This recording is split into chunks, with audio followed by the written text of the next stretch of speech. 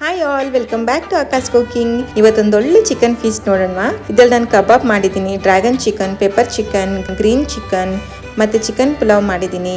ಜೊತೆಗೆ ಚಿಕನ್ ಪುಲಾವಿಗೆ ಅಂತ ಮೊಸರು ಬಜ್ಜಿ, ಅನ್ನ ಮತ್ತು ಚಿಕನ್ ಸಾರು ಮಾಡಿದ್ದೀನಿ. ಇದೆಲ್ಲ ಹೇಗೆ ಮಾಡೋದು ಅಂತ ತೋರಿಸ್ತೀನಿ. ಅದ್ರಲ್ಲಿ ಮೊದಲನೇದು ಪೆಪ್ಪರ್ ಚಿಕನ್. ಪೆಪ್ಪರ್ ಚಿಕನ್ ಮಾಡೋದಕ್ಕೆ ಕೋಕೋನಟ್ ಆಯಿಲನ್ನು ಯೂಸ್ ಮಾಡಿದ್ದೀನಿ. ಅದಕ್ಕೆ ಮೊದಲಿಗೆ ನಾನು ಈರುಳ್ಳಿ ಮತ್ತು ಹಸಿಮೆಣಸಿನ್ಕಾಯಿ ಹಾಕಿ ಚೆನ್ನಾಗಿ ಫ್ರೈ ಮಾಡಿಕೊಂಡು ಉಪ್ಪು ಮತ್ತು ಅರಿಶಿನ ಪುಡಿ ಹಾಕ್ಕೊಂಡು ಅದನ್ನು ಕೂಡ ಚೆನ್ನಾಗಿ ಫ್ರೈ ಮಾಡ್ಕೊಂಡಿದ್ದೀನಿ. ಜೊತೆಗೆ ಚಿಕನನ್ನು ಚೆನ್ನಾಗಿ ವಾಶ್ ಮಾಡಿ ಇಟ್ಕೊಂಡಿದ್ದೆ, ಅದು ಕೂಡ ಸೇರಿಸ್ಕೊಂಡು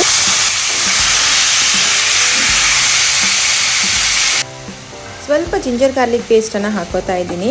ಅದು ಕೂಡ ಚೆನ್ನಾಗಿ ಮಿಕ್ಸ್ ಮಾಡ್ಕೊಳ್ಳೋಣ. ಮಿಕ್ಸ್ ಮಾಡಿಕೊಂಡು ನಾವು ಚಿಕನನ್ನು ಒಂದು 10 ನಿಮಿಷ ಲಿಡ್ ಹಾಕಿ ಕ್ಲೋಸ್ ಮಾಡೋಣ. ಯಾಕಂದರೆ ಚಿಕನ್ ತುಂಬ ನೀರು ಬಿಡುತ್ತೆ. ಪೆಪ್ಪರ್ ಚಿಕನ್ ನನಗೆ ಡ್ರೈ ಆಗಿ ಬೇಕು, ಅದರಿಂದ ನಾವು ನೀರು ಹಾಕ್ತೇನೆ ಮುಚ್ಚಿಡಬೇಕಾಗುತ್ತೆ. ಯಾಕಂದರೆ ಎಷ್ಟು ಚಿಕನ್ ನೀರು ಬಿಟ್ಟಿದ್ದು ಅದಕ್ಕೆ ನೋಡಿಕೊಂಡು ನಾವು ನೀರನ್ನು ಸೇರಿಸ್ಕೋಬೋದು. ಅದಾದಮೇಲೆ ನಾವು ನೀರು ಎಷ್ಟು ಬೇಕೋ ಅಷ್ಟು ಸೇರಿಸ್ಕೊಂಡು ಸ್ವಲ್ಪ ಖಾರದ ಪುಡಿ ಕೂಡ ಸೇರಿಸ್ಕೊತಾ ಇದ್ದೀನಿ. ಚಿಕನ್ ಆಲ್ರೆಡಿ ಬೆಂದಿರುತ್ತೆ. ನಾವು 10 ನಿಮಿಷ ನೀರು ಬಿಡೋದಕ್ಕೆ ಅಂತಲೇ ಮುಚ್ಚಿಟ್ಟಿರ್ತೀವಲ್ಲ, ಆ ಟೈಮಲ್ಲೇ ಚಿಕನ್ ಫುಲ್ಲು ಬೆಂದೋಗ್ಬಿಡುತ್ತೆ. ಪೆಪ್ಪರ್ ಚಿಕನ್ನು ಡ್ರೈ ಆಗಿರಬೇಕು, ಅದರಿಂದ ಸ್ವಲ್ಪ ನೀರೆಲ್ಲ ಹಿಂಗೋ ತನಕ ನಾವು ಇದನ್ನು ಚೆನ್ನಾಗಿ ಫ್ರೈ ಮಾಡ್ಕೋಬೇಕು. ನಾನಿಲ್ಲಿ ನಮಗೆ ಎಷ್ಟು ಖಾರ ಬೇಕೋ ಅಷ್ಟು ಪೆಪ್ಪರನ್ನು ಆ್ಯಡ್ ಮಾಡ್ಕೊಂಡಿದ್ದೀನಿ. ನಿಮಗೆ ಖಾರ ಜಾಸ್ತಿ ಬೇಕು ಅಂತಂದರೆ ನೀವು ಸ್ವಲ್ಪ ಪೆಪ್ಪರ್ ಜಾಸ್ತಿನೇ ಹಾಕೋಬೋದು, ಚೆನ್ನಾಗೇ ಇರುತ್ತೆ ಹೇಳ್ಬೇಕಂದ್ರೆ ಟೇಸ್ಟು. ನನ್ನ ಸ್ಟೈಲಲ್ಲಿ ನಾನು ಮಾಡಿದ ಪೆಪ್ಪರ್ ಚಿಕನ್ ನನಗೂ ತುಂಬ ಇಷ್ಟ ಆಯಿತು, ಜೊತೆಗೆ ನಮ್ಮ ಫ್ಯಾಮಿಲಿಯವರಿಗೂ ತುಂಬ ಇಷ್ಟ ಆಯಿತು. ನೀವು ಕೂಡ ಖಂಡಿತ ಟ್ರೈ ಮಾಡಿ, ಹೇಗಿತ್ತು ಅಂತ ಕಮೆಂಟ್ ಮಾಡೋದು ಮರಿಬೇಡಿ.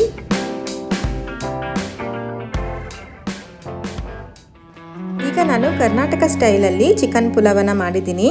ಆದರೆ ಇದು ನಾರ್ತ್ ಇಂಡಿಯನ್ ಸ್ಟೈಲಲ್ಲಿ ಬೇರೆ ಥರನೇ ಇರುತ್ತೆ. ಅದನ್ನು ಕೂಡ ಒಂದು ದಿವಸ ಮಾಡಿ ತೋರಿಸ್ತೀನಿ. ಆದರೆ ಇದನ್ನು ಹೇಗೆ ಮಾಡಿದೆ ಅಂತ ತೋರಿಸ್ತೀನಿ, ಬನ್ನಿ ನೋಡೋಣ. ಮತ್ತು ಮೊಸರು ಬಜ್ಜಿ ಕೂಡ ಮಾಡಿದ್ದೀನಿ. ನಾನು ಹೇಗೆ ಮಾಡ್ತೀನಿ ಅನ್ನೋದು ಒಂದು ಶಾರ್ಟ್ಸಲ್ಲಿದೆ. ಯಾವಾಗಲೂ ಕೂಡ ಬಿರಿಯಾನಿ ಮತ್ತು ಈ ಚಿಕನ್ ಪುಲಾವ್ ಎಲ್ಲ ಮಾಡಬೇಕಾದ್ರೆ ಜಿಂಜರ್ ಗಾರ್ಲಿಕ್ ಪೇಸ್ಟನ್ನು ಫ್ರೆಶ್ ಆಗಿ ಮಾಡ್ಕೊಂಡು ಹಾಕಿ ತುಂಬಾ ಚೆನ್ನಾಗಿರುತ್ತೆ ಟೇಸ್ಟು. ಚಿಕನ್ ಪುಲಾವ್ ಮಾಡೋದಕ್ಕೆ ನಾವಿಲ್ಲಿ ಒಂದು ಪೇಸ್ಟನ್ನು ರೆಡಿ ಮಾಡ್ಕೋಬೇಕು. ಅದಕ್ಕೆ ನಾನು ಕೊತ್ತಂಬರಿ ಸೊಪ್ಪು ತೊಗೊಂಡಿದ್ದೀನಿ, ಜೊತೆಗೆ ಪುದೀನ ಸೊಪ್ಪು ತೊಗೊಂಡಿದ್ದೀನಿ. ನಾನು ಜಿಂಜರ್ ಗಾರ್ಲಿಕ್ ಪೇಸ್ಟನ್ನು ಬೇರೆ ಐಟಮ್ಗಳಿಗೋಸ್ಕರ ಮಾಡ್ಕೊಂಡಿದ್ದೆ, ಫ್ರೆಶ್ಶಾಗೆ ಮಾಡಿರೋದು, ಅದನ್ನು ಕೂಡ ಸೇರಿಸ್ಕೊಂಡು ಜೊತೆಗೆ ಹಸಿಮೆಣಸಿನ್ಕಾಯಿ ಖಾರಕ್ಕೆ ತಕ್ಕಂಗೆ ಸೇರಿಸ್ಕೊಂಡಿದ್ದೀನಿ. ನಿಮಗೆ ಖಾರ ಜಾಸ್ತಿ ಬೇಕು ಅಂತಂದರೆ ಜಾಸ್ತಿ ಕೂಡ ಸೇರಿಸ್ಕೋಬೋದು.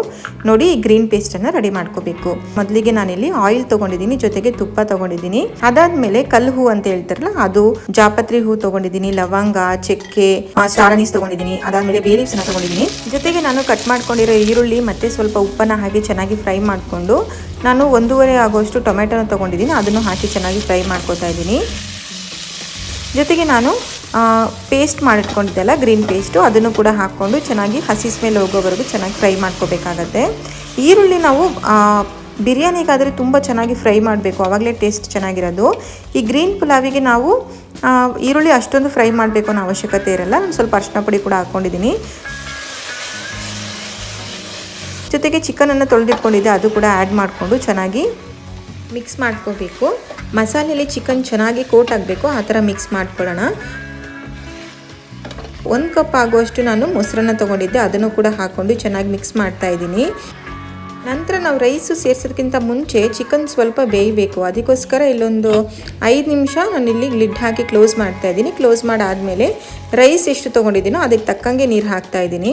ಏನಿಲ್ಲ, ರೈಸ್ ಎಷ್ಟು ತೊಗೊತೀವೋ ಅದಕ್ಕೆ ಡಬಲ್ ಅಷ್ಟು ನಾವು ನೀರು ಹಾಕ್ಕೊಂಡ್ರೆ ಸಾಕು. ನೀರು ಹಾಕ್ಕೊಂಡು ಆದಮೇಲೆ ಸ್ವಲ್ಪ ಕುದಿ ಬರಬೇಕು. ಕುದಿ ಬಂದಾದಮೇಲೆ ನಾನಿಲ್ಲಿ ಅಕ್ಕಿನ ಸೇರಿಸ್ತಾ ಇದ್ದೀನಿ. ಅಕ್ಕಿ ಸೇರಿಸ್ಕೊಂಡು ಚೆನ್ನಾಗಿ ಮಿಕ್ಸ್ ಮಾಡೋಣ. ಮಿಕ್ಸ್ ಮಾಡಾದಮೇಲೆ ಒಂದು 10 ನಿಮಿಷ, ಅಂದರೆ ನೀರೆಲ್ಲ ನಾವು ಹಾಕಿರೋ ನೀರು ಕಡಿಮೆ ಆಗಬೇಕು, ಅಲ್ಲಿವರೆಗೂ ನಾವು ಲಿಡ್ ಹಾಕಿ ಕ್ಲೋಸ್ ಮಾಡೋಣ. ಕ್ಲೋಸ್ ಮಾಡಿ ಆದಮೇಲೆ ನಾನಿಲ್ಲಿ 1-2 ಸ್ಪೂನ್ ಆಗೋಷ್ಟು ತುಪ್ಪನ ಹಾಕ್ತಾಯಿದ್ದೀನಿ. ತುಪ್ಪ ಹಾಕಬೇಕು ಈ ಟೈಮಲ್ಲಿ, ಅವಾಗ ತುಂಬ ಚೆನ್ನಾಗಿ ಬರುತ್ತೆ ಟೇಸ್ಟು. ತುಪ್ಪ ಎಲ್ಲ ಹಾಕಿ ಆದಮೇಲೆ ನಾನು ದಮ್ಮಿಗೆ ಇಡಬೇಕು. ಅದಕ್ಕೆ ಮತ್ತೆ ಲಿಡ್ ಹಾಕಿ ಕ್ಲೋಸ್ ಮಾಡಿಬಿಟ್ಟು ವೇಸ್ಟ್ ಯಾವುದಾದ್ರೂ ಒಂದು ದೋಸೆ ಕಲ್ಲು, ರೊಟ್ಟಿ ಕಲ್ಲು ಇರುತ್ತಲ್ಲ, ಅದ್ರ ಮೇಲೆ ನಾವು ದಮ್ಮನ್ನು ಹಾಕಿಡೋಣ. ಒಂದು 5 ನಿಮಿಷ ಹೈ ಫ್ಲೇಮು, ನಂತರ ಒಂದು 10 ನಿಮಿಷ ಲೋ ಫ್ಲೇಮಲ್ಲಿ ಇಟ್ಬಿಟ್ಟು ಗ್ಯಾಸ್ ಆಫ್ ಮಾಡಿ ಒಂದು 5 ನಿಮಿಷ ಬಿಟ್ಟು ಓಪನ್ ಮಾಡಿ ನೋಡಿ ಎಷ್ಟು ಉಡಿಯಾಗಿ ರೆಡಿಯಾಗಿದೆ ನೋಡಿ ಚಿಕನ್ ಪುಲಾವ್. ನಿಜವಾಗ್ಲೂ ಟೇಸ್ಟ್ ಅಂತೂ ಸಖತ್ತಾಗಿತ್ತು. ಇದು ಸ್ವಲ್ಪ ಖಾರ ಜಾಸ್ತಿ ಇದ್ರೇ ಇದ್ರ ಮಜಾ ಬರೋದು ಅಂತ ನನಗನ್ಸುತ್ತೆ. ನಿಮಗೆ ಹೆಂಗೆ ಬೇಕೋ ಹಂಗೆ ಮಾಡ್ಕೊಳ್ಳಿ. ಖಂಡಿತ ಟ್ರೈ ಮಾಡಿ ನೋಡಿ, ಜೊತೆಗೆ ಹೇಗಿತ್ತು ಅಂತ ಕಮೆಂಟ್ ಮಾಡೋದು ಮರಿಬೇಡಿ.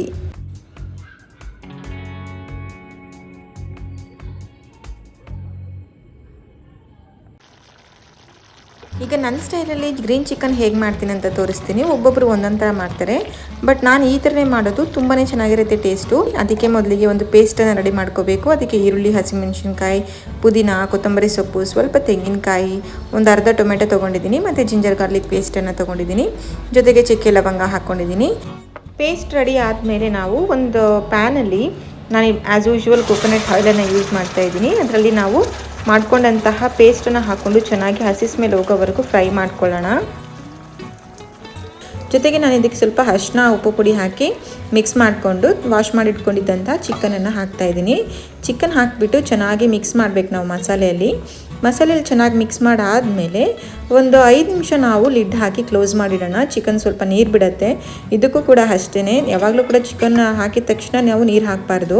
ಚಿಕನ್ ಹಾಕಿ ಒಂದು ಸ್ವಲ್ಪ ಬಿಟ್ಟು ನೀರನ್ನು ಹಾಕಬೇಕಾಗತ್ತೆ. ಇಲ್ಲ ಅಂತ ಅಂದರೆ ತುಂಬ ನೀರು ಥರ ಆಗಿಬಿಡುತ್ತೆ, ಅವಾಗ ಅಷ್ಟು ಚೆನ್ನಾಗಿರಲ್ಲ. ಈಗ ನೋಡಿ ಎಷ್ಟು ಚೆನ್ನಾಗಿ ರೆಡಿ ಆಗಿದೆ ಅಂತ ಗ್ರೇವಿ. ಸೂಪರಾಗಿತ್ತು ಟೇಸ್ಟ್ ಮಾತ್ರ. ನೀವು ಕೂಡ ಟ್ರೈ ಮಾಡಿ ನೋಡಿ ಹೇಗಿತ್ತು ಅಂತ ಕಮೆಂಟ್ ಮಾಡಿ.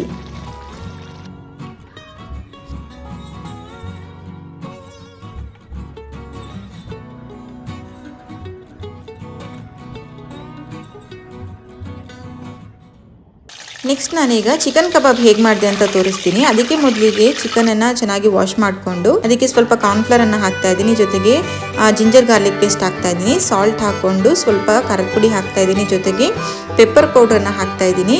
ಅದಾದಮೇಲೆ ಸ್ವಲ್ಪ ಲೆಮನ್ ಜ್ಯೂಸನ್ನು ಹಾಕ್ಕೊಂಡು ಜೊತೆಗೆ ಸ್ವಲ್ಪ ಎಗ್ ಹಾಕಿ ಚೆನ್ನಾಗಿ ಮಿಕ್ಸ್ ಮಾಡಬೇಕು. ನೀವೆಷ್ಟು ಚೆನ್ನಾಗಿ ಚಿಕನನ್ನು ಈ ಮಸಾಲೆಯಲ್ಲಿ ಮಿಕ್ಸ್ ಮಾಡ್ತೀರೋ ಅಷ್ಟು ಚೆನ್ನಾಗಿ ಚಿಕನ್ ಚೆನ್ನಾಗಿ ಸಾಫ್ಟ್ ಆಗುತ್ತೆ, ಜೊತೆಗೆ ಮಸಾಲೆಯಲ್ಲಿ ಚೆನ್ನಾಗಿ ಕೋಟ್ ಆಗುತ್ತೆ. ಅದಾದಮೇಲೆ ಹಾಫ್ ಅನ್ ಅವರ್ ಇದನ್ನು ಚೆನ್ನಾಗಿ ಮ್ಯಾರಿನೇಟ್ ಆಗಿಬಿಟ್ಟು ಎಣ್ಣೆಲಿ ಹಾಕಿ ಕರೆದು ತೆಗೆದ್ರೆ ಅಷ್ಟೇ, ಮುಗೀತು ಚಿಕನ್ ಕಬಾಬ್.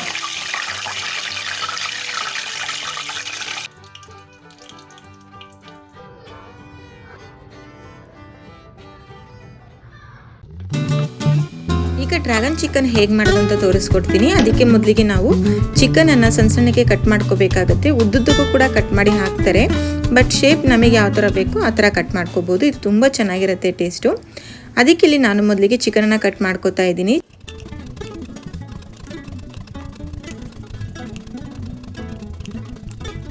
ಚಿಕನ್ ಕಟ್ ಮಾಡ್ಕೊಂಡು ಆದಮೇಲೆ ಅದಕ್ಕೆ ನಾನು ಉಪ್ಪು, ಜಿಂಜರ್ ಗಾರ್ಲಿಕ್ ಪೇಸ್ಟನ್ನು ಸೇರಿಸ್ಕೊತಾ ಇದ್ದೀನಿ, ಜೊತೆಗೆ ಖಾರದ ಪುಡಿ, ಲೆಮನ್ ಜ್ಯೂಸ್ ಮತ್ತು ಸ್ವಲ್ಪ ಕಾರ್ನ್ಫ್ಲವರನ್ನು ಸೇರಿಸ್ಕೊಂಡು ಜೊತೆಗೆ ಎಗ್ಗನ್ನು ಸೇರಿಸ್ಕೊಂಡು ಸ್ವಲ್ಪ ಅರಿಶಿನ ಪುಡಿ ಹಾಕಿ ಚೆನ್ನಾಗಿ ಮಿಕ್ಸ್ ಮಾಡ್ಕೋತಾ ಇದ್ದೀನಿ.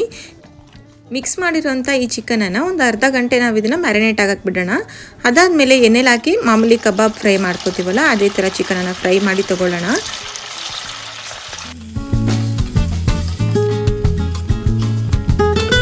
ಎಲ್ಲ ಚಿಕನ್ನು ಫ್ರೈ ಮಾಡಿ ತೊಗೊಂಡಾದ್ಮೇಲೆ ಪ್ಯಾನನ್ನು ಬಿಸಿ ಮಾಡಿ ಅದರಲ್ಲಿ ಸ್ವಲ್ಪ ಎಣ್ಣೆ ಹಾಕಿದ್ದೀನಿ. ಕಟ್ ಮಾಡ್ಕೊಂಡಿದ್ದಂತಹ ಗಾರ್ಲಿಕ್ ಮತ್ತು ಕ್ಯಾಪ್ಸಿಕಮನ್ನು ಹಾಕ್ಬಿಟ್ಟು ಫ್ರೈ ಮಾಡಿ ಜೊತೆಗೆ ಈರುಳ್ಳಿ ಕೂಡ ಸೇರಿಸ್ತಾ ಇದ್ದೀನಿ. ಅದನ್ನು ಕೂಡ ಚೆನ್ನಾಗಿ ಫ್ರೈ ಮಾಡ್ಕೊತಾ ಇದ್ದೀನಿ. ಇದರಲ್ಲಿ ನಾನೀಗ ಸ್ವಲ್ಪ ಸಾಸೆಲ್ಲ ಆ್ಯಡ್ ಮಾಡ್ತೀನಿ. ಅದಕ್ಕೆ ಮೊದಲಿಗೆ ಸೋಯಾ ಸಾಸನ್ನು ಹಾಕ್ತಾ ಇದ್ದೀನಿ, ಜೊತೆಗೆ ಟೊಮೆಟೊ ಸಾಸ್ ಮತ್ತು ಚಿಲ್ಲಿ ಸಾಸನ್ನು ಕೂಡ ಹಾಕಿಬಿಟ್ಟು ಇದನ್ನೆಲ್ಲ ಚೆನ್ನಾಗಿ ಮಿಕ್ಸ್ ಮಾಡ್ಕೋಬೇಕು. ಒಂದು 2 ನಿಮಿಷ ಮಿಕ್ಸ್ ಮಾಡಿಕೊಂಡ್ರೆ ಸಾಕು.